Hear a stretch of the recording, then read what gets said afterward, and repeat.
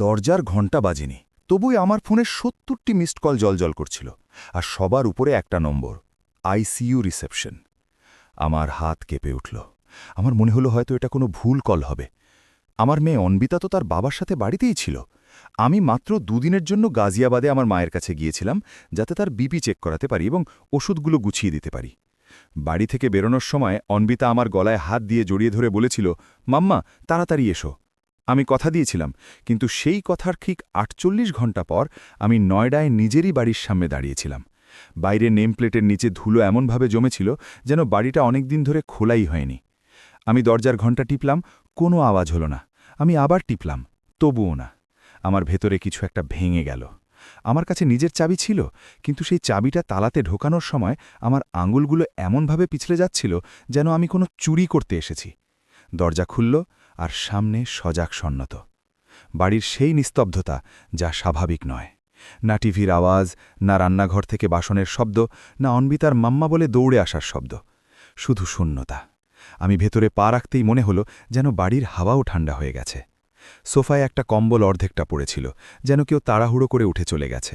Dining টেবিলে দুটো plate ছিল, একটাতে শুকনো ডাল লেগে আছে, অন্যটাতে অর্ধেক রুটি। জলের জগটা খোলা পড়েছিল, তার মানে কেউ ছিল, তারপর হঠাৎ চলে গেছে। অন্বিতা, আমি ডাকলাম, কোনো জবাব নেই। কবির, আমি আমার স্বামীর নাম ধরে ডাকলাম, তবুও কেউ নেই। আমি আমার ব্যাগটা সেখানেই ফেলে দিলাম আর দৌড়ে গিয়ে অন্বিতার ঘর খুললাম। তার স্কুল ব্যাগের জিপ খোলা ছিল, বইগুলো অর্ধেক বাইরে, পেন্সিল বক্স খোলা, আর তার বিছানার উপর তার ছোট গোলাপি চটিটা পড়েছিল, একটাই, অন্য চটিটা নেই। আমার গলায় কিছু একটা আটকে গেল। আমি ফোন তুলে কবিরকে কল করলাম, সুইচড অফ। তারপর আমি অন্বিতাকে কল করলাম, তার ছোট স্মার্ট ওয়াচ নম্বরটি আউট অফ কাভারেজ। এবার আমার ভেতরে ভয়ের জায়গায় রাগ তৈরি হতে লাগল। আমি নিজেকে সামলে নিয়ে আইসিইউর সেই নম্বরে কল করলাম। ওপাশ থেকে যে গলাটা এলো তা খুব শান্ত আর পেশাদার। ম্যাডাম, আপনি রেখা মালহোত্রা বলছেন? হ্যাঁ, আমার মেয়ে অন্বিতা কোথায়? আপনারা কল কেন করেছেন? ১ সেকেন্ডের নীরবতা, তারপর সেই শান্ত গলা। ম্যাডাম, আপনার মেয়ে অন্বিতা মালহোত্রা এখন আইসিইউতে অ্যাডমিট আছে, ভেন্টিলেটর সাপোর্টে আছে। দয়া করে আপনি অবিলম্বে। আমার কানে শুধু ভেন্টিলেটর শব্দটা বাজতে লাগল। কি কি মানে? এটা কিভাবে হলো? ও তো বাড়িতে ছিল। ম্যাডাম, এটা রোড অ্যাক্সিডেন্ট কেস, এমএলসি তৈরি হয়েছে, পুলিশও এসেছিল। আপনার স্বামী কবির মালহোত্রাও চোট পেয়েছিলেন, কিন্তু ওনার অবস্থা স্থিতিশীল ছিল। আমার স্বামী কোথায়?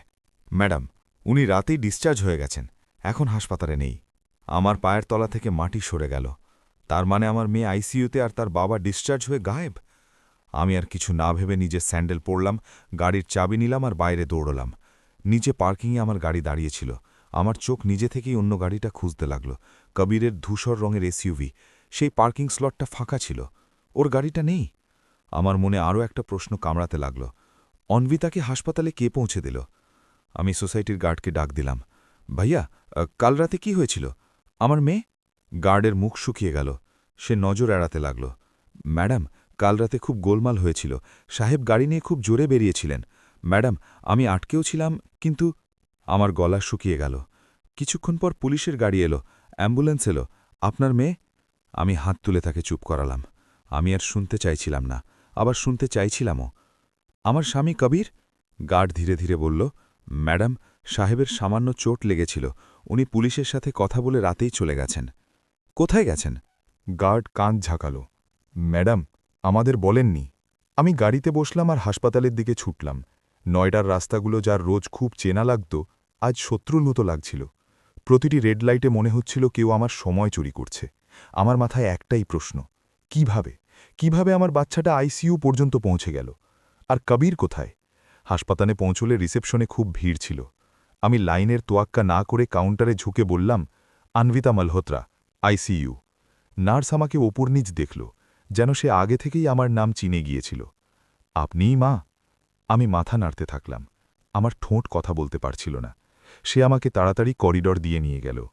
দরজা খুলল, আর আমি সেখানেই থমকে গেলাম।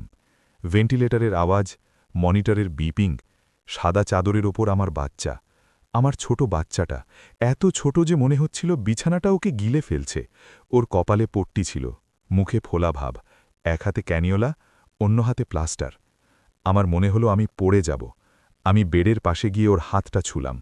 সেই হাতটা ঠান্ডা ছিল না, কিন্তু তাতে কোনো দখল ছিল না। আনবিতা, আমার গলা কেঁপে গেল। মাম্মা এসে গেছে। নার্স ধীরে ধীরে বলল, ম্যাডাম, আপনি শক্ত থাকুন, ডাক্তার আসছেন। শক্ত থাকা? আমার মনে হলো কেউ যেন আমায় বলছে যে নিঃশ্বাস নেওয়া বন্ধ করো না শুধু। ডাক্তার এলেন, তিনি ফাইল খুলে বোঝাতে শুরু করলেন। হেড ইনজুরি হয়েছে, মাল্টিপল ফ্র্যাকচার আছে, আর লাংসে কমপ্লিকেশন। এখন অবজারভেশনে রাখা হয়েছে, পরবর্তী ২৪ ঘন্টা আশঙ্কাজনক। আমি শুধু একটা প্রশ্নই করতে পারলাম, অ্যাক্সিডেন্ট কিভাবে হলো? ডাক্তার চোখের দিকে তাকিয়ে বললেন, ম্যাডাম, গাড়ি খুব জোরে ছিল, আর এটা মেডিকো লিগ্যাল কেস। পুলিশ জানিয়েছে যে ড্রাইভার মদ্যপান করেছিলেন। আমার ভেতরে কিছু একটা জ্বলে উঠল। ড্রাইভার কবির ছিল? ডাক্তার চুপচাপ মাথা নাড়লেন। আমি আমার আগুলগুলো অন্বিতার হাতের উপর আরও শক্ত করে চেপে ধরলাম। আমি ভেবেছিলাম কবির একজন ভালো বাবা, একটু বেপরোয়া, একটু লোক দেখানো পছন্দ করে, কিন্তু নিজের মেয়েকে ভালোবাসে। আর আজ জানতে পারলাম সে মদ খেয়ে গাড়ি চালিয়েছে, আমার বাচ্চাকে সাথে বসিয়েছিল, আর এখন সে আইসিইউতে। আমি হাসপাতালের করিডোরে দাঁড়িয়ে পুলিশের সাথে কথা বললাম। সেও একই কথা বলল, ম্যাডাম, আপনার স্বামী জিজ্ঞাসাবাদের পর চলে গেছেন। বলেছিলেন বাড়িতে গিয়ে কাগজ আনবেন, কিন্তু তারপর থেকে ওনার ফোন বন্ধ। আপনারা ওকে যেতে দিলেন কিভাবে? আমি প্রায় চিৎকার করে উঠলাম। সে কাঁধ ঝাঁকিয়ে বলল, ম্যাডাম, ইনজুরি মাইনার ছিল, উনি সহযোগিতা দেখিয়েছিলেন, আমরা ঠিকানা নোট করেছি। আমি নিজেকে থামালাম। এখন আমার রাগ কোনো ভুল জায়গায় বেরোনো উচিত নয়। আমার মেয়েকে বাঁচতে হবে। কিন্তু ঠিক সেই মুহূর্তে আমার ফোনে একটি ব্যাংকের মেসেজ এলো, অ্যালার্ট, ১,২৫,০০০ টাকা খরচ হয়েছে কার্ড এন্ডিং 4631 থেকে। এটা আমার কার্ড ছিল না, এটা সেই জয়েন্ট অ্যাকাউন্টের কার্ড ছিল যা কবির আর আমার নামে ছিল, যা আমরা শুধু বাড়ির খরচার জন্য ব্যবহার করতাম। আমি তৎক্ষণাৎ ব্যাংক অ্যাপ খুললাম, আর আমার চোখ বড় বড় হয়ে গেল। আমি যখন হাসপাতালের বাইরে দাঁড়িয়ে আছি, কবির সেই জয়েন্ট অ্যাকাউন্ট থেকে ক্রমাগত টাকা খরচ করছিল। ১৮,০০০ টাকা নশার লাক্সারি রিসর্ট বুকিং, ২৫,০০০ টাকা প্রিমিয়াম লিকার স্টোর, ১০,০০০ টাকা বোট ক্লাব মেম্বারশিপ, আর সবার নিচে ১০,০০০ টাকা অনলাইন ট্রান্সফার। কার কাছে? আমি নার্সকে জিজ্ঞেস করলাম ওয়াইফাই আছে কিনা। সে বলল, হ্যাঁ ম্যাডাম। কিন্তু আমি কারোর কথা শুনলাম না। আমি বসে পড়লাম আর ট্রানজ্যাকশন ডিটেলস খুলতে লাগলাম। বেনিফিশিয়ারির নাম আংশিক ছিল, কিন্তু ইউপিআই নোটে দুটো শব্দ পরিষ্কার ছিল, গোয়া ট্রিপ। আমার হাত ঠান্ডা হয়ে গেল। আমার মেয়ে আইসিইউতে মৃত্যুর সাথে লড়ছে, আর তার বাবা গোয়া ট্রিপের জন্য টাকা উড়াচ্ছে। তখনই আমার ফোনে একটা নোটিফিকেশন চমকাল, ইনস্টাগ্রাম। কেউ কবিরকে ট্যাগ করেছিল। আমি কাঁপা হাতে ট্যাপ করলাম, আর স্ক্রিনে যা দেখলাম তাতে আমার নিঃশ্বাস বন্ধ হয়ে গেল। একটা চকচকে সমুদ্র সৈকতের পার্টি, আলো, গান, মানুষের হাসি, আর মাঝখানে কবির, সাদা শার্ট, গলায় দামি চেন, হাতে গ্লাস, আর তার কাঁধে লেগে থাকা এক মহিলা, খুব আরামদায়কভাবে, যেন সেই তার স্ত্রী। আমি ছবিটা জুম করলাম। সেই মহিলার হাতে সেই ঘড়িটা ছিল যেটা আমি কবিরকে আমাদের বিয়ের বার্ষিকীতে দিয়েছিলাম। আমার কানে আইসিইউর বিপিং আর এই ছবির হাসি দুটোই একসাথে বাজতে লাগল। আমি স্ক্রিন বন্ধ করলাম। আমি নিঃশ্বাস নিলাম, আর প্রথমবার ভয়ের মাঝে আমার মাথায় একটা পরিষ্কার চিন্তা এলো। কবির যদি পালিয়ে যায়, তবে সে শুধু আমাকে ঠকাচ্ছে না, সে আমার মেয়ের জীবনের প্রমাণও মুছে দেবে। আমি তৎক্ষণাৎ আমার সিএ বন্ধুকে কল করলাম, শোন, আমার এখন সাহায্য চাই, জয়েন্ট অ্যাকাউন্ট, কার্ড ট্রান্সফার সব আটকাতে হবে। সে বলল, রেখা, শান্ত হও, তুমি ব্যাংককে এখনই ফ্রিজ রিকোয়েস্ট পাঠাও, আর পুলিশকে ফাইন্যান্সিয়াল ফ্রড অ্যাঙ্গেল দাও। আমি দ্বিতীয় কলটা করলাম একজন মহিলা আইনজীবীকে, যিনি ডোমেস্টিক এবং ফাইন্যান্সিয়াল কেস দেখেন। তিনি শুধু একটা কথাই বললেন, রেখাজি, এখন ইমোশনে চলবেন না, প্রমাণ বাঁচান, স্ক্রিনশট, স্টেটমেন্ট, সিসিটিভি রিকোয়েস্ট সব এখন থেকেই। আমি ফোন বন্ধ করলাম, আর সেই সময় আমার মোবাইলে একটা অজানা নম্বর থেকে কল এলো। আমি ধরলাম। ওপাশ থেকে কবিরের গলা এলো, খুব ধীর, খুব মিষ্টি। রেখা, তুমি বাড়িতে এসে গেছ? আমার সারা শরীরে বিদ্যুৎ বয়ে গেল। তুই কোথায় আছিস? আমার ভেতর থেকে চিৎকার বেরিয়ে এলো। সে হাসল। আগে তুমি শোনো, অন্বিতা ঠিক হয়ে যাবে, শুধু তুমি পুলিশে বেশি ড্রামা করো না। ড্রামা? আমার গলা ফেটে যেতে লাগল। আমার মেয়ে আইসিইউতে আছে। ওর গলা হঠাৎ ঠান্ডা হয়ে গেল। রেখা, আমি যা বলছি তা করো, নতুবা তুমিও সেই সব হারাবে যা তোমার নামে আছে। আমার নামে? আমি যেন নিজেকেই জিজ্ঞেস করলাম, আর সেই মুহূর্তে আমার ইমেলে একটা নতুন মেল এলো। Insurance policy document attached. Sender, a private insurance company. Subject, nominee update confirmation. আমার আঙুলগুলো অসাড় হয়ে গেল। আমি স্ক্রিনে দেখলাম নমিনি আপডেট। আমার মেয়ে আইসিইউতে আছে আর কেউ নমিনি পাল্টাচ্ছে। আমি কলেই কবিরকে বললাম, তুই কি করেছিস? ওপাশ থেকে শুধু একটা লাইন এলো, এবার বোঝো রেখা, এটা অ্যাক্সিডেন্ট ছিল না। আর কলটা কেটে গেল। আমার চোখ সেই ইমেলের উপর আটকে রইল। আমার হাত কাঁপতে কাঁপতে ওপেন অপশনে গেল, আর আমার মন বলছিল যে ভেতরে যা আছে তা আমার পুরো দুনিয়া উল্টে দেবে। আমি ইমেল খুললাম, আর আমার আঙুলগুলো যেন আমার থাকল না। সাবজেক্ট ছিল নমিনি আপডেট কনফার্মেশন। আমার চোখ সরাসরি পিডিএফের ভেতরে গেল। পলিসি হোল্ডার কবির মালহোত্রা, ইনশিওর্ড অন্বিতা মালহোত্রা, আর নিচে নমিনি। আগে আমার নামের পাশে টেকছিল রেখা মালহোত্রা, এখন সেখানে অন্য কারোর নাম, কাব্য শর্মা। আমার মাথা ঘুরে গেল। কাব্য কে? আমার মেয়ে আইসিইউতে ভেন্টিলেটরে আছে, আর ওরই পলিসিতে নমিনি বুঝে দেওয়া হয়েছে। আমার মুখ থেকে কথা বেরোল না, শুধু নিঃশ্বাস আটকে গেল। আর তখনই আমার কবিরের সেই লাইনটা মনে পড়ল, এটা অ্যাক্সিডেন্ট ছিল না। আমি নিজেকে চেয়ারে টিকিয়ে রাখলাম, নতুবা পড়ে যেতাম। আইসিইউ করিডোরে মানুষ যাতায়াত করছিল, কিন্তু আমার মনে হলো যেন সব দূরে চলে গেছে, শুধু আমি, আমার ফোন আর সেই নাম, কাব্য শর্মা। আমার ভেতরে প্রথম ইচ্ছে হলো যে আমি এখনই দৌড়ে গিয়ে পুলিশ অফিসারের কলার ধরি, কিন্তু পরের মুহূর্তেই আইনজীবীর কথা মনে পড়ল। ইমোশনে যাওয়া চলবে না, প্রমাণ বাঁচাতে হবে। আমি স্ক্রিনশট নিলাম, policy number, nominee update, time stamp, email header, attachment details. তারপর আমি সেই মেলের ফুল হেডার খুলে দেখে নিলাম যে ওটা সত্যি কোম্পানি পাঠিয়েছে নাকি ভুয়ো। মেলটা জেনুইন মনে হচ্ছিল, তার মানে এটা কোনো গুজব ছিল না, এটা ডকুমেন্টেড ছিল। কবির সত্যি নমিনি বদলে দিয়েছিল। আমি সেই মুহূর্তেই সিএ বন্ধুকে কল করলাম, ভাই, নমিনি বদলে দিয়েছে, অন্বিতার পলিসিতে আমার নামের জায়গায় কোনো কাব্য শর্মার নাম দিয়ে দিয়েছে। সে 1 সেকেন্ড চুপ থেকে বলল, রেখা, এটা খুব সিরিয়াস। নমিনি চেঞ্জ মানে কেউ পে আউটের রাস্তা তৈরি করছে। তুমি তৎক্ষণাৎ ইন্স্যুরারকে লেখো, পলিসি সার্ভিসিংয়ে অবজেকশন, আর হাসপাতাল থেকে মেডিকেল স্ট্যাটাস লেটার নিয়ে পাঠাও। কিন্তু ও তো আমার স্বামী, ও কি এটা করতে পারে? আইনে অনেক কিছুই সম্ভব হতে পারে, কিন্তু এটা ফ্রডও হতে পারে। তুমি প্রুফ জমা করো, আর সবার আগে নিজের ব্যাঙ্ক অ্যাকাউন্টস আর কার্ডস সুরক্ষিত করো। আমি ব্যাংকের টোল ফ্রিতে কল করে দিলাম, joint account freeze request, unauthorised transactions, card block, UPI disable. ওপাশ থেকে লেডি বললেন, ম্যাডাম, ভেরিফিকেশনের জন্য ওটিপি আসবে। আমার হাত কাঁপছিল, কিন্তু আমি নিজেকে সামলালাম। ওটিপি দেবার সাথে সাথেই আমার মাথায় একটা কথা এলো, কবিরের কাছেও জয়েন্ট অ্যাকাউন্টের অ্যাক্সেস আছে। সে যদি আমার সিম সোয়াপ করিয়ে দেয় বা ওটিপি ইন্টারসেপ্ট করে। আমি তৎক্ষণাৎ আমার সিম কোম্পানির অ্যাপে লগ করে সিম চেঞ্জ রিকোয়েস্ট চেক করলাম। কোনো পেন্ডিং ছিল না। তবুও মনে শান্তি পাচ্ছিলাম না। আমি ঠিক করলাম, আজ থেকে ওটিপি শুধু আমার কাছে নম্বর হবে না, এটা আমার ঢাল হবে। আমি আইসিইউর বাইরে বসেছিলাম, আর ভেতরে আমার মেয়ে মেশিনের ওপর। আমার ভেতরে একটা অদ্ভুত স্বচ্ছতা আসছিল। কান্না পরে হবে, এখন অ্যাকশন। আমি আমার ফোনে কল রেকর্ডিং অন করে দিলাম, কবির আবার কল করলে সব রেকর্ড হবে। তারপর আমি আইনজীবীকে মেসেজ করলাম, nominee changed to unknown women, policy mail received, need next steps. তার রিপ্লাই এলো, আজই বিমাকারীকে আইনি নোটিশ ড্রাফট করব, সাথে পুলিশকে আর্থিক উদ্দেশ্যের কথা লিখে দেব, আর হাসপাতাল থেকে এমএলসি কপি ও রোগীর স্ট্যাটাস রিপোর্ট বের করতে হবে। আমি পুলিশ অফিসারকে খুঁজলাম, সেই ব্যক্তি যে কাল রাতে কেস সামলাচ্ছিল।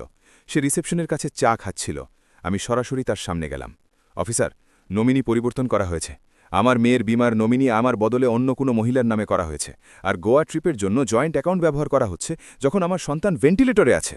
তার চোখ বড় বড় হয়ে গেল। ম্যাডাম, নমিনি কার নামে পরিবর্তন হয়েছে? কাব্য শর্মা। সে সাথে সাথে সিরিয়াস হয়ে গেল। ঠিক আছে, আপনি অভিযোগ লিখুন, আমরা একে আর্থিক দৃষ্টিভঙ্গিতে যুক্ত করব। আর আপনার স্বামীর ফোন বন্ধ? হ্যাঁ। সে বলল, আমরা ওনার শেষ পরিচিত অবস্থান আর সিসিটিভি যাচাই করব।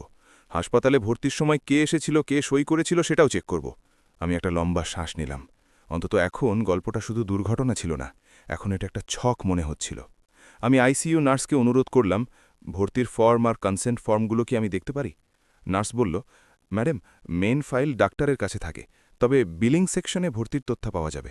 আমি বিলিংয়ে গেলাম। কাউন্টারের মেয়েটি কম্পিউটারে এন্ট্রি খুলল। রোগী অন্বিতা মালহোত্রা নিয়ে এসেছেন। সে থেমে স্ক্রিনটা পড়ল। নিয়ে এসেছেন কবির মালহোত্রা। কোনো অ্যাটেন্ডেন্ট? সে আবার পড়ল, অ্যাটেন্ডেন্ট কাব্য শর্মা।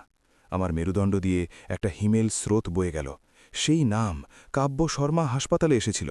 মানে সে কোনো অচেনা নমিনি নয়, সে ওই রাতেই সেখানে উপস্থিত ছিল। আমার কানে আবার কবিরের গলা বাজল। এটা দুর্ঘটনা ছিল না। আমি নিজের গলার ভেতরে ফুটতে থাকা রাগকে চেপে ধরলাম আর জিজ্ঞেস করলাম, ওর নম্বর বা আইডি প্রুফ? মেয়েটি বলল, ম্যাডাম, আইডি প্রুফ স্ক্যান করা আছে, কিন্তু প্রাইভেসি রুলস। আমি আমার আইনজীবীর নাম বললাম আর বললাম, এটা মেডিকো লিগ্যাল, মায়ের অনুরোধ, পুলিশ জড়িত আছে। সে ভয় পেয়ে গেল। ম্যাডাম, পুলিশের রিকুইজিশন এলে আমরা দিয়ে দেব। ঠিক আছে। এবার আমি পথ বুঝে গিয়েছিলাম। আবেগ নয়, প্রক্রিয়া। আমি আবার আইসিইউর বাইরে বসলাম, আর তখনই মনে হলো আমি একটা জরুরি কাজ এখনও করিনি। আমি আমার মেয়ের স্কুলের গ্রুপে মেসেজ করিনি। আমি শুধু ভেবে নিয়েছিলাম যে ও বাড়িতে ছিল, কিন্তু কবির যদি ওকে কোথাও নিয়ে গিয়ে থাকে, তবে কেন, কোথায়? আমি ক্লাস টিচারকে কল করলাম, ম্যাম, কাল কি অন্বিকা স্কুলে গিয়েছিল? টিচার বললেন, না রেখাজি, কাল তো ছুটি ছিল। আর পরশু? পরশু গিয়েছিল।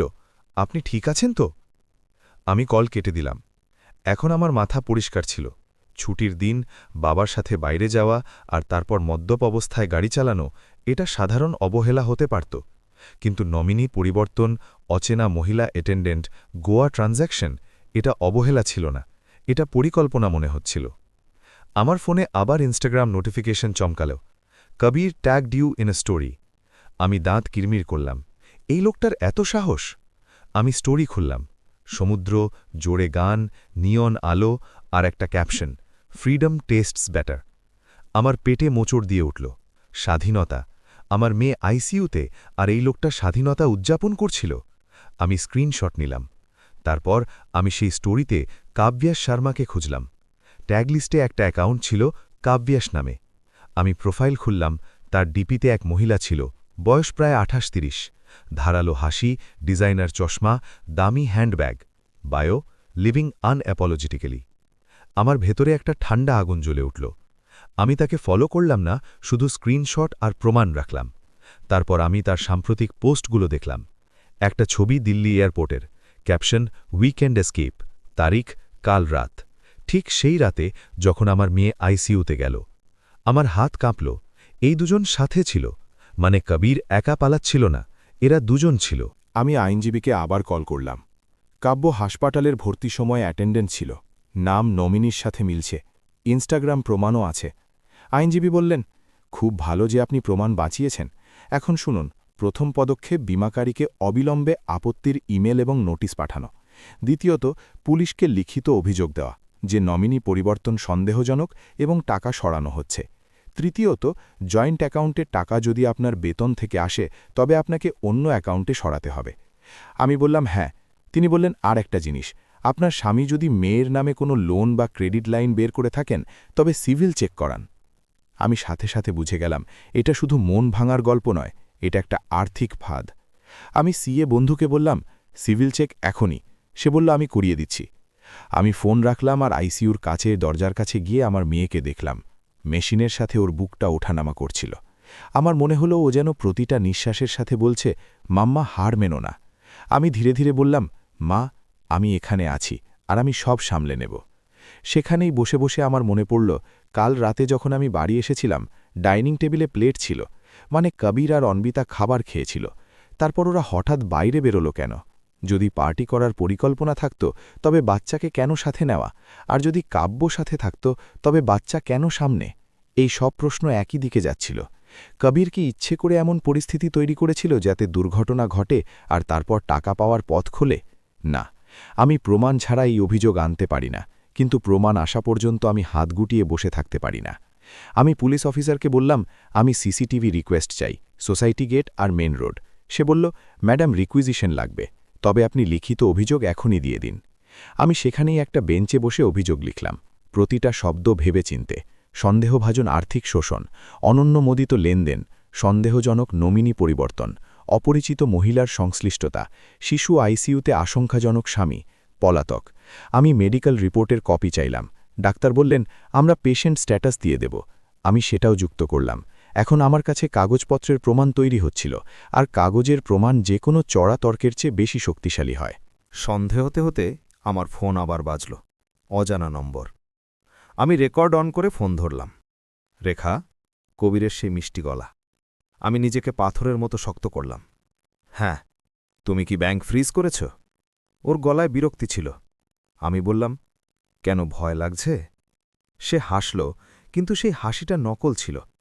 রেখা, তুমি বুদ্ধিমতী। তুমি পুলিশকে বেশি টেনো না। এটা দুর্ঘটনা ছিল, ভুল হয়ে গেছে।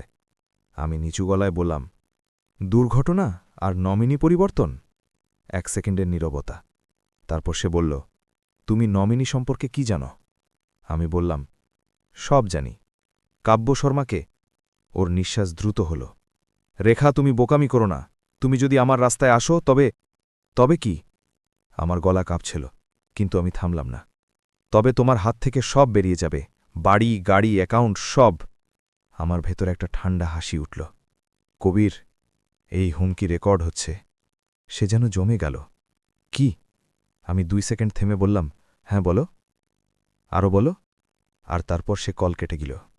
আমার হাত কাঁপছিল, কিন্তু এবার ভয় থেকে নয়, কারণ প্রথমবার আমার মনে হল এখন ওর কাছে শুধু হুমকি আছে, আমার কাছে প্রমাণ জমছে। ঠিক সেই সময় সিএর মেসেজ এলো। রেখা, জয়েন্ট অ্যাকাউন্ট থেকে গত 48 ঘণ্টায় মোট 6.8 লাখ টাকা সরানো হয়েছে, আর তোমার মেয়ের নামে একটা নতুন ক্রেডিট লাইন অ্যাপ্রুভাল চেষ্টা দেখা গেছে। অনলাইনে ভেরিফিকেশন পেন্ডিং। আমার পেটে আগুন জ্বলে উঠল। মেয়ে আইসিইউতে, আর এই লোকটা ওর নামে ক্রেডিট লাইন নেওয়ার চেষ্টা করছে। মানে সে চেষ্টা করছিল যাতে অন্বিতার নামে ভবিষ্যৎ ঋণ তৈরি হয়, যাতে টাকা সরানো যায়। এই লোকটা বাবা নয়, শিকারী। আমি তৎক্ষণাৎ ব্যাংককে দ্বিতীয় ইমেল পাঠালাম। Minor child name misuse suspected, fridge any new credit line or loan applications. তারপর আমি সাইবার সেল হেল্পলাইনে অভিযোগ ড্রাফট করলাম। আমি আইনজীবীকে ফরওয়ার্ড করলাম। তিনি বললেন, গুড, এবার আমরা প্রোটেকশন অর্ডার আর ইনজেকশনও দেখব। রাত গভীর হতে লাগল। আইসিইউয়ের সেই সাদা ঠান্ডা আলো। আমি সেখানেই চেয়ারে বসে থাকলাম। না খাবারের কথা মনে ছিল, না জলের। শুধু মনিটরের বিপিং আমাকে সময় বলে দিচ্ছিল। প্রতিটা বিপিং একটা রিমাইন্ডার, সময় কম। রাত প্রায় 1টার সময় নার্স এলো।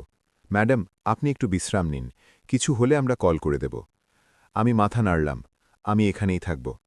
আমি আমার মেয়ের কাছে গিয়ে ওর কানের কাছে ধীরে ধীরে বললাম, অন্বিতা, মাম্মা এখানে আছে। তোমার বাবা যা করেছে তা ভুল, কিন্তু মাম্মার সত্যিটা সামনে আনবে। আমার চোখ থেকে জল পড়তে লাগল। আমি তাড়াতাড়ি মুছে ফেললাম। আমি আমার বাচ্চার সামনে দুর্বল হতে চাইছিলাম না, যদিও সে অচৈতন্য ছিল। তখনই নার্স মনিটরের দিকে দেখল। সে বলল, 1 মিনিট। আমি ঘাবড়ে গিয়ে জিজ্ঞেস করলাম, কি হয়েছে? সে বলল, ম্যাডাম, এখন সামান্য নড়াচড়া হয়েছে। কি? নার্স বলল, দেখুন আঙুলগুলো। আমি বেডের কাছে ঝুঁকে দেখলাম, অন্বিতার আঙুলগুলো খুব হালকা করে নড়ে উঠল। এতই হালকা যে অন্য কেউ দেখলে বলতো কল্পনা, কিন্তু আমি দেখলাম, আমি অনুভব করলাম, আর সেই মুহূর্তে আমার ভেতরে আশার একটা ছোট প্রদীপ জ্বলে উঠল। মা, আমি ওর হাতটা ধরলাম। যদি তুমি আমায় শুনতে পাও, তবে একবার শুধু চেপে ধরো। আমার হাতে ওর আঙুলের খুব হালকা চাপ অনুভব করলাম। শুধু এক পলক, আর তারপর আবার সব নিথর। আমার মন বলল, ও ফিরে আসছে। নার্স তৎক্ষণাৎ ডাক্তারকে ডাকল। ডাক্তার চেক করলেন, টেস্ট দিলেন, সিডেশন অ্যাডজাস্ট করার কথা বললেন। আর তারপর ডাক্তার একটা লাইন বললেন যা আমার নিঃশ্বাস আটকে দিল। ম্যাডাম, যখন পেশেন্ট একটু স্টেবল হবে, আমরা স্টেটমেন্ট নেওয়ার চেষ্টা করব। কারণ ইনজুরি প্যাটার্ন আর আপনি যে নমিনির কথা বলছেন, তা থেকে মনে হচ্ছে এটা শুধু দুর্ঘটনা নয়। আমার ভেতরে একটা ঠান্ডা ঢেউ বয়ে গেল। ডাক্তারও একই কথা ভাবছিলেন। মানে আমি পাগল নই। আমি বাইরে করিডোরে এসে বেঞ্চে বসলাম, আর তখনই আমার ফোনে একটা নতুন মেল এলো। এবার বীমাকারীর পক্ষ থেকে অটো রিপ্লাই নয়, একজন আসল এক্সিকিউটিভের মেল। Dear ma'am, nominee change request received yesterday at 10:42 p.m. via branch visit. Signed form submitted with ID verification. Branch visit কাল রাত 10:42 p.m. ওই সময় কবির আইসিইউতে ছিল নাকি বাইরে? আর যদি ব্রাঞ্চ ভিজিট হয়ে থাকে, তবে সেখানে সিসিটিভি থাকবে, সই থাকবে, আইডি ভেরিফিকেশন হবে। মানে কাব্য কি সত্যি গিয়েছিল নাকি কেউ ওর নাম আর আইডি ব্যবহার করেছে? আমি আইনজীবীকে ফরওয়ার্ড করলাম। তিনি রিপ্লাই করলেন, চমৎকার, কাল সকালে আমরা ব্রাঞ্চকে লিগ্যাল নোটিশ দেব আর সিসিটিভি সংরক্ষণের অনুরোধ করব। চিন্তা করবেন না, এখন একে খুঁজে বের করা সম্ভব। আমি একটু স্বস্তির নিঃশ্বাস নিলাম, কিন্তু স্বস্তি পুরোপুরি ছিল না, কারণ সেই মেলের নিচে একটা বাক্য ছিল, nominee change effective immediately. Immediately অর্থাৎ যদি কিছু হয়ে যায় তবে টাকা ওর নামে যাবে। আমার হাত আবার কেঁপে উঠল। আমি নিজেকে বললাম, না, আমি আমার মেয়েকে হারতে দেব না, আর যদি ভগবান ওকে বাঁচিয়ে দেন তবে আমি ওকে শেখাবো প্রতারণার সামনে চুপ থাকতে নেই, কিন্তু বদলে বিষও পুষতে নেই। সত্য আর আইন, এটাই পথ। রাত ৩টে। পুলিশ অফিসার আমাকে একটা আপডেট দিলেন। ম্যাডাম, আপনার স্বামীর ফোনের শেষ লোকেশন আইজিআই এয়ারপোর্ট সাইডে দেখা যাচ্ছে, আর একজন মহিলার সাথে ছিলেন। সিসিটিভি কনফার্ম করার চেষ্টা করছি। আমার বুক ধরফড় করতে লাগল।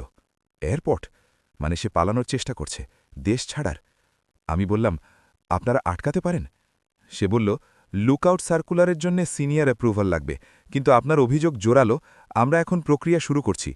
আমার মাথায় একটাই কথা, সে যদি বেরিয়ে যায় তবে সত্যিটা বের করা কঠিন হয়ে যাবে, আর যদি সে বেরিয়ে যায় তবে সে পেছনে ঋণ, আইনি ঝামেলা আর আমার মেয়ের জীবনে একটা স্থায়ী ছায়া রেখে যাবে।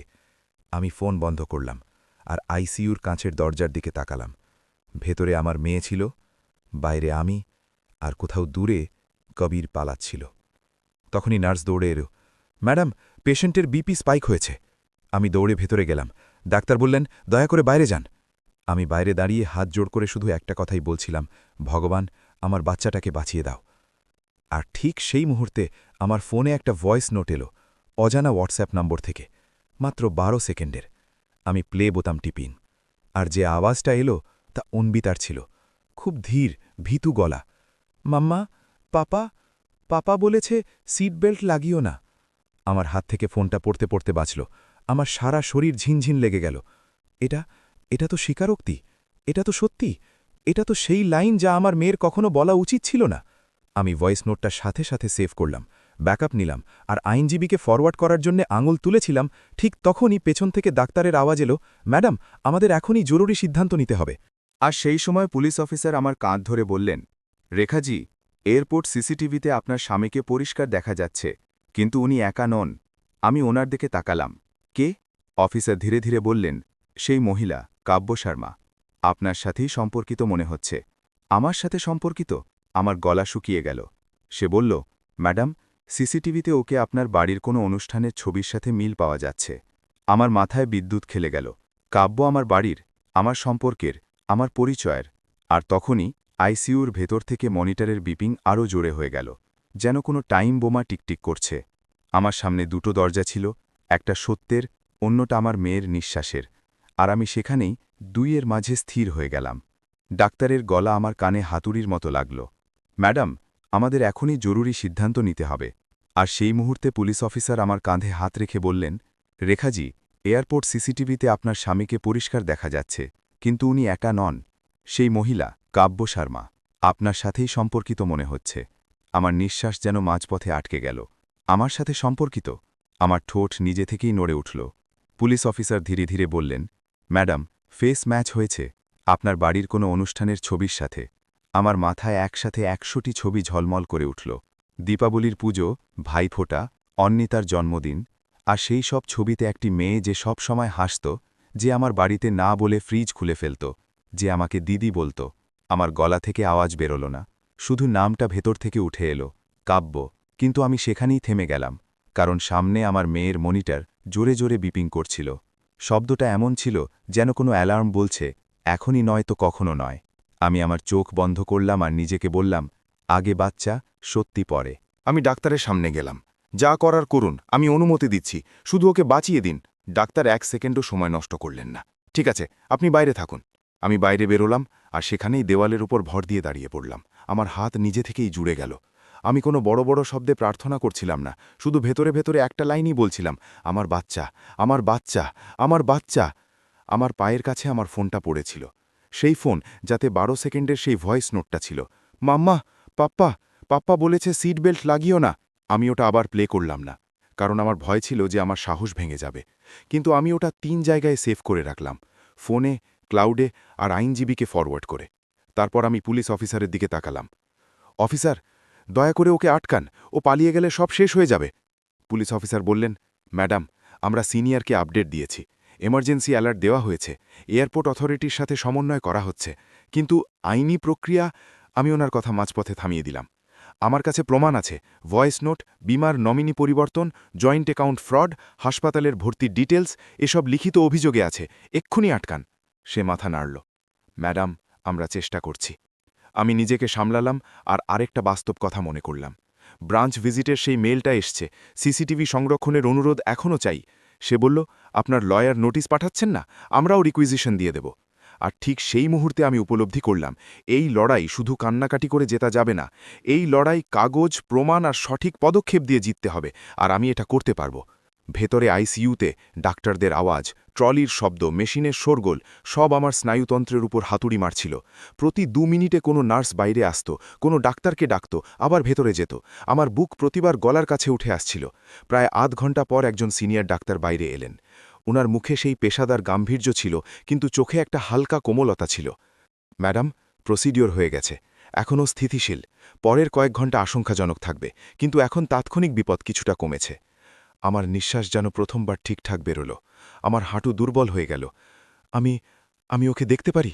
1 মিনিটের জন্য আমি ভেতরে গেলাম। অন্বিতা, সেই ছোট শরীরটা, এত ছোট যে তার ওপরে থাকা তার আর টিউবগুলো শরীরের চেয়ে বড় মনে হচ্ছিল, কিন্তু মনিটরের সংখ্যাগুলো এখন ততটা ডাইনামিক বা ভয়ঙ্কর ছিল না। ওর নিঃশ্বাস এখনও মেশিনের ওপর ছিল, কিন্তু ছন্দটা কিছুটা স্থির ছিল। আমি ওর কপালে হালকা করে একটা চুমু খেলাম। মাম্মা এখানেই আছে। আর সেই মুহূর্তে আমার কাছে একটা কথা পরিষ্কার হয়ে গেল, যদি আমার বাচ্চা বেঁচে যায়, তবে আমি কোনো দিন কোনো মানুষকে আমার আর আমার মেয়ের জীবনের সাথে খেলতে দেব না, তা সে স্বামী হোক বা বাড়ির লোক। আমি বাইরে এলাম আর আমার আইনজীবীকে কল করলাম। আপনার যা যা লাগবে আমি সব ব্যবস্থা করব, কিন্তু এখন এয়ারপোর্টে আটকানো খুব জরুরি। আইনজীবীর গলা তেজালো আর পরিষ্কার ছিল। রেখাজি, আমরা বিমার ব্রাঞ্চে নোটিশ ড্রাফট করে ফেলেছি, পুলিশকেও আর্থিক উদ্দেশ্যের একটি সংযোজনী পাঠিয়ে দেওয়া হয়েছে। আপনি আমাকে ভয়েস নোট এবং ইনস্টাগ্রাম স্ক্রিনশটগুলো ফরওয়ার্ড করুন। আর হ্যাঁ, আপনি যে বললেন কাব্য সম্পর্কিত হতে পারে, তার যোগসূত্র বের করুন। সম্পর্কের উদ্দেশ্যটা খুব জোরালো হবে। আমি হ্যাঁ বললাম, আর সেখানেই বসে বসে নিজের ফ্যামিলি হোয়াটসঅ্যাপ গ্রুপের ছবি স্ক্রোল করতে লাগলাম। আমার হাত কাঁপছিল, কিন্তু আমার চোখ ছিল তীক্ষ্ণ। আর তখনই আমি সেই মুখটা আবার দেখতে পেলাম। দিওয়ালি 2023-এর ছবি। পুজোর পর মিষ্টি বিলি করার সময় আমার পেছনে দাঁড়িয়ে থাকা একটি মেয়ে, যে ঠিক সেই ডিজাইনার চশমাটাই পরেছিল যা ইনস্টাগ্রাম ডিপিতে ছিল। আমি জুম করলাম, কাব্য, আর ক্যাপশনে কেউ লিখেছিল, রেখা দিদি আর ওনার ছোট বোন কাব্য। ছোট বোন?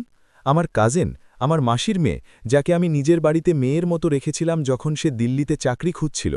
আমার সারা শরীর হিম হয়ে গেল। আমি ছবিটা পুলিশ অফিসারকে ফরওয়ার্ড করলাম। এই যে, এটাই কাব্য, এ আমার কাজিন। পুলিশ অফিসারের চোখ শক্ত হল। ঠিক আছে ম্যাডাম, এই যোগসূত্রটা খুব গুরুত্বপূর্ণ। আমার ভেতরে এক গভীর লজ্জা জেগে উঠল। আমি নিজের ঘরের ভেতরেই নিজের জন্য বিপদ পুষেছিলাম, কিন্তু লজ্জার চেয়ে বেশি ছিল রাগ, আর তার চেয়েও বেশি একটা ভয়। যদি কাব্য আমার ঘরেরই লোক হয়, তবে সে আমার অভ্যাসগুলো জানত, আমার দুর্বলতাগুলো জানত, আমার ব্যাংকের ধরন জানত, ওটিপির ভয়টা জানত, সব জানত। আমার ফোনে সিএর আর একটি মেসেজ এলো, রেখা, যে ক্রেডিট লাইন নেওয়ার চেষ্টা করা হয়েছিল তা কোনো সাইবার ক্যাফে বা অনলাইন পোর্টাল থেকে শুরু হয়েছে। আইপি ট্রেস সাইবার সেল থেকে করা সম্ভব হবে, আর নমিনি পরিবর্তনের অনুরোধ ব্রাঞ্চ ভিজিট থেকে হয়েছে, মানে সশরীরে উপস্থিত থাকার প্রমাণ মিলবে। আমি জবাব দিলাম, পুরো ট্রেল নিয়ে এগিয়ে চলো। আমি প্রথমবার অনুভব করলাম যে আমার ভেতরের ভীতু অংশটা মরে যাচ্ছে, আর তার জায়গায় অন্য কেউ জন্ম নিচ্ছে। এমন এক মা যে আইনকেও ভয় পায় না, আর সমাজের কথা শুনেও পিছিয়ে যায় না। তারপর পুলিশ অফিসারের কল এলো, ম্যাডাম, আপডেট আছে। এয়ারপোর্টে আপনার স্বামী আর এক মহিলাকে আটকে দেওয়া হয়েছে। ওরা বোর্ডিং গেটের আগেই ধরা পড়েছে। মহিলাটি শুরুতে অস্বীকার করেছিল, কিন্তু আইডি চেকে নাম কাব্যা শর্মাই বেরোল। আমার মন লাফিয়ে উঠে বলল, ধরা পড়েছে। আমার চোখ দিয়ে জল বেরিয়ে এলো, কিন্তু এবার ব্যথার নয়, সেই স্বস্তির, যা অনেক সময় পর আসে। আমি জিজ্ঞেস করলাম, আর কবির? ম্যাডাম, ও খুব আগ্রাসী হয়ে উঠেছিল, বলল এসব ভুল বোঝাবুঝি, কিন্তু কেস এখন আর শুধু দুর্ঘটনা নেই, আপনার কাছে প্রমাণ আছে, আমরা ওদের থানায় নিয়ে আসছি। আমি ফোন রাখলাম, আর আমার আত্মার উপর থেকে একটা ভারী পাথর একটু নড়ে গেল। কিন্তু অধ্যায় এখনও শেষ হয়নি। এবার আসল লড়াই শুরু হতে চলেছিল, সত্যিকে প্রমাণ করার। পরের দিন সকালে আমি হাসপাতাল থেকে সরাসরি থানায় গেলাম, কারণ ডাক্তার বলেছিলেন যে অন্বিতা সিডেশনে আছে, কিন্তু ছোট জানলার মতো সময় হালকা সাড়া দিতে পারে। আর পুলিশ বলেছিল যখন বাচ্চাটা একটু জ্ঞান ফিরবে তখন মায়ের উপস্থিতিতে শান্তভাবে জবানবন্দি নেওয়ার চেষ্টা করা হবে। আমি হাসপাতালে একটা আবেদন জমা দিলাম, দয়া করে একজন স্বতন্ত্র কাউন্সেলর বা মেডিকেল সোশ্যাল ওয়ার্কার যেন থাকেন, যাতে বাচ্চার উপর চাপ না পড়ে। ডাক্তার রাজি হলেন। হয়তো ওনারাও বুঝে গিয়েছিলেন যে এই গল্পটা শুধু আঘাতের নয়, বিশ্বাসের হত্যার। থানায় কবির সামনে বসেছিল। ওর মুখ ক্লান্ত ছিল, কিন্তু চোখে সেই একই চালাকি। ও আমাকে দেখে বলল, রেখা, তুই ড্রামা করছিস, এটা অ্যাক্সিডেন্ট ছিল, ভুল হয়ে গেছে। আমি প্রথমবার ওর চোখের দিকে তাকিয়ে বললাম, ভুল? তারপর আমি আমার ফোন বের করলাম আর ভয়েস নোটের ট্রান্সক্রিপ্ট ওর সামনে রাখলাম। না, শুধু এইটুকু বললাম, আমার কাছে প্রমাণ আছে আর তোমার হুমকি রেকর্ড করা আছে। কবিরের মুখটা এক মুহূর্তের জন্য ফ্যাসে পড়ল, শুধু এক মুহূর্ত, কিন্তু আমি দেখে নিয়েছিলাম। সে বুঝে গিয়েছিল যে আমি আর সেই পুরনো রেখা নই যে সম্পর্ক বাঁচানোর জন্য সত্যিটা চেপে রাখত। কাব্য অন্য পাশে বসেছিল, হাতে জলের বোতল, মুখে নকল সারল্য। সে আমাকে দেখে বলল, দিদি, আমি তো শুধু কবিরজির সাহায্য। আমি ওর কথা মাঝপথে থামিয়ে দিলাম। আমার ঘরে থেকে আমার মেয়ের বিরুদ্ধে? সে নজর নিচে নামিয়ে নিল, আর তখনই পুলিশ অফিসার একটা ফাইল খুললেন। ম্যাডাম, হাসপাতালের ভর্তির কাগজে অ্যাটেন্ডেন্ট হিসেবে কাব্যের নাম আছে। বিমাকারীর মেল নিশ্চিত করছে যে নমিনি পরিবর্তন ব্রাঞ্চ ভিজিট থেকে হয়েছে। ইনস্টাগ্রাম স্টোরিতে দুজনের সাথে আছে আর জয়েন্ট অ্যাকাউন্ট থেকে টাকা সরানো হয়েছে। কবির সাথে সাথে বলল, জয়েন্ট অ্যাকাউন্ট আমারও, আমি খরচ করতে পারি। পুলিশ অফিসার শান্ত থাকলেন। কিন্তু আপনার মেয়ে আইসিইউতে আছে, আর আপনি গোয়া ট্রিপ লিখে টাকা পাঠাচ্ছেন, আর নাবালিকা সন্তানের নামে ক্রেডিট নেওয়ার চেষ্টাও হয়েছে। এই প্যাটার্ন সন্দেহজনক। কাব্য হঠাৎ কাঁদতে কাঁদতে বলল, দিদি, আমি জানতাম না ও এতদূর যাবে। আমি ওর চোখের জল দেখলাম না, আমি শুধু আমার মেয়ের মুখটা দেখছিলাম, ওর ব্যান্ডেজ, ওর শান্ত মুখ, ওর ছোট হাত। আমি খুব ধীরে ধীরে বললাম, তুমি জানতে, তুমি হাসপাতালে ছিলে, তুমি নমিনি পরিবর্তন করিয়েছিলে, আর তুমি এয়ারপোর্ট পর্যন্ত ওর সাথেই ছিলে। সে ফিসফিস করে বলল, আমাকে ফাঁসানো হয়েছে। কবির চিৎকার করে উঠল, চুপ! ব্যাস, এটুকুই যথেষ্ট ছিল। ওদের দুজনের মধ্যে যে সত্যিটা ছিল তা নিজে থেকেই বাইরে আসতে লাগল। পরের ৪৮ ঘণ্টায় যা হলো তা খুব দ্রুত ছিল, কিন্তু প্রতিটি পদক্ষেপ ছিল নিরেট। পুলিশ বিমা শাখায় রিকুইজিশন পাঠাল, সিসিটিভি সংরক্ষণ, সইয়ের কপি, ফর্ম জমা দেওয়ার রেকর্ড, আইডি ভেরিফিকেশন লগ। ব্যাংকে অফিসিয়াল চিঠি গেল, অননুমোদিত লেনদেন, নাবালিকার নাম অপব্যবহার, card block, UPI hold, joint account debit freeze, সাথে তদন্তের tag. Cyber cell IP trail check করা শুরু করল, আর সবথেকে বড়, এয়ারপোর্ট ইন্টারসেপশন রিপোর্ট ফাইল হল, যা দিয়ে এটা প্রমাণ হল যে সে পালানোর চেষ্টা করছিল। আমি হাসপাতালে ফিরে এলাম। অন্বিতা তখনও ভেন্টিলেটরে ছিল, কিন্তু সিডেশন কম হতেই ওর চোখ একটু একটু করে খুলতে লাগল। একদিন সন্ধ্যায় যখন নার্স বলল ও সাড়া দিচ্ছে, আমার মন দৌড়ে ওর কাছে গেল। আমি ওর কানে খুব নরম গলায় বললাম, মাম্মা এখানেই আছে, তুমি নিরাপদ আছো, কেউ তোমাকে ছোবে না, শুধু আমাকে বলো তোমাকে সিট বেল্ট কেন পরতে দেয়নি। ওর চোখের পাতা কাঁপল, ওর নিঃশ্বাস ভারী ছিল, কিন্তু সে খুব ধীরে আমার হাতটা চেপে ধরল। তারপর ঠোঁট নড়ল, খুব ধীর ভাঙা ভাঙা শব্দ, পাপা, রাগ, বলল, বেল্ট না। আমার চোখ ভরে এলো। আমি ওর কথা মাঝপথে থামিয়ে দিইনি, আমি শুধু ওকে সময় দিলাম। সে আবার বলল, দিদি, কাব্য দিদি বলল, ছোট, কি হবে? আমার পেটে আগুন জ্বলে উঠল। আমি নিজের কপাল ওর হাতের উপর রেখে দিলাম। আমার ভেতরে প্রতিশোধ জেগে উঠল না, আমার ভেতরে এক সোজা জিনিস জাগল, ন্যায়। আর ন্যায়ের মানে কাউকে মেরে ফেলা নয়, ন্যায়ের মানে হল সত্যিকে আলোয় আনা, ভুলকে থামানো, আর নিজের সন্তানদের জন্য এক নিরাপদ পৃথিবী তৈরি করা। পুলিশ মেডিকেল টিমের সাথে মিলে জবানবন্দিটা খুব সাবধানে নথিবদ্ধ করল, কোনো চাপ ছাড়াই, কোনো প্ররোচনামূলক প্রশ্ন ছাড়াই, শুধু তথ্য। আর সেই জবানবন্দি পুরো গল্পটা পাল্টে দিল। এখন এটা শুধু ড্রিঙ্ক অ্যান্ড ড্রাইভ ছিল না, এখন এটা রেকলেস এন্ডেঞ্জারমেন্ট উইথ সাসপেক্টেড ইন্টেন্ট হয়ে গেল। আইনজীবী সেটার উপর ভিত্তি করে আদালতে জরুরি আবেদন করলেন। সম্পত্তি ফ্রিজ করা, নমিনি পরিবর্তন বাতিলের অনুরোধ, প্রোটেকশন অর্ডার, আর শিশুর চিকিৎসার খরচ পুনরুদ্ধারের দাবি। আমি ডিভোর্স শব্দটা আগে কখনো মুখে আনিনি, কিন্তু যখন আমি আমার মেয়ের আঙুলে সেই পাতলা চাপটা অনুভব করলাম, আমি বুঝে গেলাম সম্পর্ক ততক্ষণই সম্পর্ক যতক্ষণ তা সুরক্ষা দেয়। যখন তা বিপদ হয়ে যায় তখন তাকে ছেড়ে দেওয়াই সঠিক। শাখার সিসিটিভি জ্বলে এলো। ফুটেজে কবির নয়, কাব্যকে পরিষ্কার দেখা গেল। সে ফর্মে সই করছিল, আইডি দেখাচ্ছিল, আর পেছন থেকে এক লোক যার মুখ আংশিক দেখা যাচ্ছিল, কিন্তু শারীরিক ভঙ্গি কবিরের মতোই ছিল। কাব্য হেফাজতে স্বীকার করল, হ্যাঁ আমি গিয়েছিলাম। সে বলেছিল এটা শুধু আনুষ্ঠানিকতা। পুলিশ জিজ্ঞেস করল কিসের জন্য। সে কিছু বলতে পারল না। আর তখন সাইবার সেলের রিপোর্ট আরেকটি ধাক্কা দিল। যে ডিভাইস থেকে ক্রেডিট নেওয়ার চেষ্টা হয়েছিল তার লোকেশন ট্রেস সেই রিসর্ট এলাকার কাছেই ছিল যেখানে ওরা পার্টি করছিল। মানে কবির আইসিইউর দিনেও পরিকল্পনা করছিল। ওই সময় আমার মনে হলো আমি কবিরকে চিনতামই না, নাকি হয়তো আমি ইচ্ছে করে চিনতে চাইনি, কারণ অনেক সময় আমরা নিজের ঘরের সত্যিকে ভয় পাই। মাসখানেক পর অন্বিতা ভেন্টিলেটর থেকে বাইরে এলো। ওর নিঃশ্বাস নিজের ক্ষমতায় চলতে লাগল। প্রথমবার সে পুরোপুরি চোখ খুলল আর আমাকে দেখল। ওর ঠোঁট শুকনো ছিল, কিন্তু ও হাসল। মাম্মা। আমি ওকে নিজের বুকে জড়িয়ে ধরলাম, আর আমি কেঁদে ফেললাম মন খুলে, কোনো লজ্জা ছাড়াই। কারণ এই চোখের জল হারের ছিল না, এই জল ছিল সেই জীবনের যা ফিরে আসছিল। কেস এগিয়ে চলল। কবিরকে সহজে জামিন দেওয়া হলো না, কারণ ওর পালিয়ে যাওয়ার ঝুঁকি আর তথ্য প্রমাণ নষ্ট করার ভয় ছিল।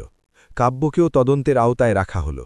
আদালত বীমাকারীকে নমিনি পরিবর্তনের ওপর অন্তর্বর্তী স্থগিতাদেশ দিতে বলল, আর মায়ের আপত্তির শুনানির তারিখ স্থির হল।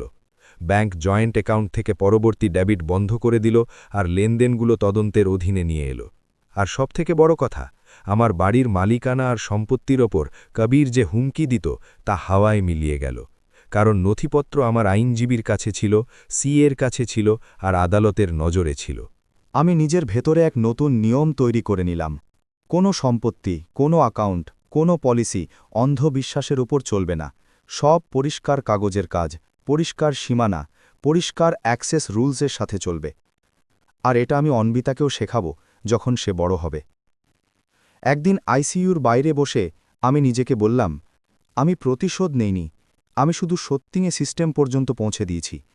আর সত্যি এই যে কখনো কখনো সাইলেন্ট রিভেঞ্জের মানে কাউকে গালি দেওয়া নয়, বরং সঠিক সময়ে সঠিক নথি বের করে দেওয়া, সঠিক দরজা খটখটানো, আর নিজের বাচ্চাকে বাঁচিয়ে নেওয়া।